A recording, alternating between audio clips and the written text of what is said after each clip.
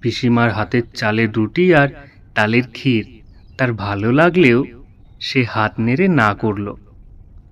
তাদের খাওয়া দাওয়া হয়ে গেলে পিসিমা বললেন, ও শোন, তোর কি আবার শহরে যাওয়ার সময় হয়ে গেল? হ্যাঁ পিসিমা, আর 2 দিন আছি গ্রামে।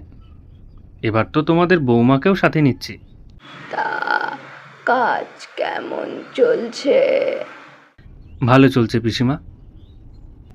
তাদের কথোপকথনের মাঝে সুতৃষা বলে উঠল, উনি যতই বলো, আমি কিন্তু শহরে যাচ্ছি না পিসিমা। সে কি কথা বৌমা, নতুন বিয়ে হয়েছে তোমাদের, এখন যদি তুমি ছেলেটার সাথে না যাও কেমন দেখায় না বলো?